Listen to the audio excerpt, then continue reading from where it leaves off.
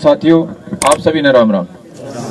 आज आपके बीच में आपके भाई, आपके बेटे, आपके बड़े पहुंचे हैं और वो किसी परिचय के मोहताज नहीं है। लेकिन एक जो विशेष बात आज हुई है, जो इस आंदोलन के इतिहास में पहली हुई है, हालांकि आंदोलन भी इतिहास में दर्ज है। आजादी से लेके आज तक किसान कमेरी कौम इतनी बड़ी तादाद में कभी दिल्ली के चारों ओर अपने अधिकार मांगने के लिए कभी नहीं गई थी। और इस आंदोलन का भी ये पहला इतिहास है कि कहने वाले तो बहुत सारे हैं कि मैं किसान के लिए ये कर दूं, मैं किसान के लिए वो कर दूं, लेकिन आपके भाई, आपके बेटे, आपके नेता ने वो कर दिया जो सिर्फ लोग कहते रहते हैं। भारतीय जनता पार्टी के राष्ट्रीय कार्यकारिणी के पद से, भाजपा के उत्तर प्रदेश के विधायक के पद से इस्तीफा देके इन्होंने हमारे को भी मजबूर कर दिया है कि हम इनका हर तरह का साथ देने का और सहयोग करने का काम करें। आपके तो ये भाई बेटे हैं, आपको तो साथ देना ही पड़ेगा। जब हमारे जैसे आगे जो विद्रोही बालक थे हरियाणा के, और उसका कारण सिर्फ इतना है, हमने इस बात को महसूस कर लिया कि वे जाट बन के, गुज्जर बन के, सैनी बन के, ब्राह्मण बन के, दलित बन के हम टुकड़े टुकड़े हासिल कर सकते हैं, लेकिन जो पूरी आजादी की बात, जिसके लिए हजारों लाखों शहीदों ने अपनी कुर्बानी दी थी, उस आजादी का सपना तो मिलके पूरा कर सकते हैं। और मिलने की भाई किसी न किसी को तो शुरुआत करनी पड़ेगी। पंजाब ने शुरुआत करी ना, तो पंजाब हरियाणा के भी बहुत जूते बजे हैं, बहुत लड़ाई हुई है SYL के नाम पे। आज पंजाब हरियाणा दोबारा मिलाने की बात हो रही है, और वही पंजाब हरियाणा जिसकी राजधानी के लिए भी अब तक लड़ाई चल रही थी, SYL के नाम पे लड़ाई चल रही थी। तो ये आपस की जो छोटी मोटी तकरारें हैं, इस लड़ाई ने वो सारी खत्म कर दी है। मैं आपको इस बात का विश्वास दिलाता हूं कि वे छोटी मोटी राजनीति को छोड़ के, जिस दिन हमारी ये मेहनत कश कमेरी कौम, जिस दिन देश का किसान और मजदूर इकट्ठा होकर दिल्ली पे सिद्ध कर लेगा, तो 3 कानून तो छोड़ो, राज आपके घर का हो जाएगा। ये आज तो मोदी जी इतरा रहे हैं, मैं कानून बना दिए, मैं कानून बना दिए, और मैं तो बिला 7 साल में कभी पीछे नहीं हटा। मोदी जी की सुन रहे हो गए, बिला मैं तो कभी बात से नहीं मुड़ता। मैं कह रहा हूँ जी, ये तो गंगा किनारे भी नहीं मिलेंगे आपको, ये तो गंगा पार चले जाएंगे। क्यों? क्योंकि इस कौम के सिवा देश में वोट ज्यादा किसके हैं? इस कौम से लड़ाकी देश में कौम कौन सी है? आप ये बताओ। जब भी देश के बॉर्डर से कोई किसी शहीद की ताबूत आता है, किसी शहीद की अर्थी आती है, कभी सुना टाटा अंबानी के किसी के घर उतरी हो? सुना किसी पूंजीपति घर पे किसी शहीद का ताबूत उतरा हो? अगर उतरती है तो किसान कमेरे मजदूर के घर पे उतरती है। और दूसरी बात, देश का पेट भरने वाली बात उसमें गा के सुनाने की जरूरत नहीं है। छोटे बच्चे से लेके बड़े से बड़ा इस देश का आदमी, चाहे अडानी अंबानी हो, हमारी मेहनत की गई अनाज से अपना पेट भरता है। जब देश की सीमा पे कुर्बानी हम देते हैं, देश का पेट हम भरते हैं, तो मेरे भाई फिर इस कानून वापस करवाने के लिए मोदी जी के हाथ जोड़ने की नौबत क्यों पड़ रही?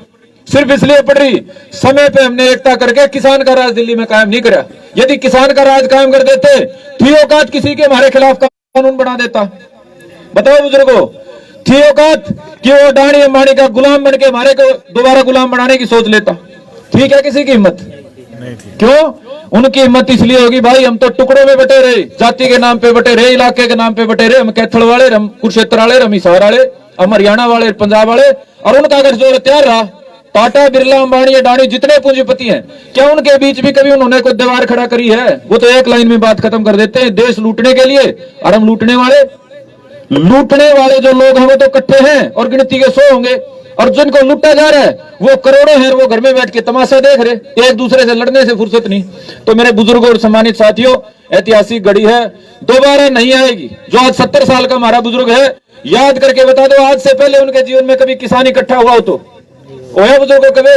ठीक है, गुज्जर इकट्ठे हो गए, वो आरक्षण मांग लिया, जाट भी इकट्ठे हो गए, आरक्षण मांग लिया, लेकिन उससे आगे जाके कभी बराबरी नहीं मांगी समाज में, उससे आगे जाके कभी आजादी नहीं मांगी। और राज की तो बात छोड़ दो, राज के तो सपने लेने भी छोड़ दिए। ये तो भूल ही गए कि देश के 70% वोटर हम हैं, उसके बाद भी हम टुकड़े के मोहताज क्यों हैं? हम तो मेरे भाई दिल्ली का राज लेके अपने हाथ से, अपनी कलम से अपनी तकदीरें बनाने का काम कर सकते हैं, यदि जागे तो। और वह छोटी मोटी के चक्कर में पड़े रहे कि मेरा फलाना विधायक वो नाराज हो जाएगा, मेरा फलाना चेयरमैन नाराज हो जाएगा, मेरी जिला परिषद के नंबर खोए जाएंगे, मेरी गांव में चौधर खोए जाएगी, फिर आपका कोई भविष्य नहीं है। इन टुकड़ों के चक्कर में हमारी 70 साल में 5 पीढ़ी जा चुकी। मेरे परदादा के टाइम में देश आजाद हुआ था, आज हम आ चुके हैं। इस झूठी चौधर के नारों के चक्कर में हमारे को कुछ नहीं मिला, और ये झूठी चौधर इनके नारों में अगर पड़े रहे तो मिलेगा भी कुछ नहीं। मैं तो हाथ जोड़ के अपील करता हूं, मेरी तो इतनी सामर्थ्य नहीं थी, मैं इतनी बड़ी सोच पाता, लेकिन हमारे बड़े अवतार सिंह जी बढ़ाना ने जो शुरुआत कर दी है उससे हमारे जैसे नौजवानों के मन में दोबारा से उम्मीद पैदा होगी है। ना तो ये बाप दादा की राजनीति ने हमारा भी नहीं हो रहा था, कुछ नहीं, वही ने बाप दादा राज चलना है। आप सबको पता है हमने पूरे खतरे ठाए, खूब मुकदमे लगवाए, खट्टर सरकार से सड़क पे लड़े, लेकिन जब बात आई बराबरी की, बात आई अधिकार की, तो फिर बेटे पोते चल पड़े। तो वही बेटे पोते से राज छुटाना है, किसान का अधिकार लेना है, तो आपको मजबूती से जो आने वाली लड़ाई 26 जनवरी की है इसमें जोर शोर से अपनी ताकत देनी पड़ेगी।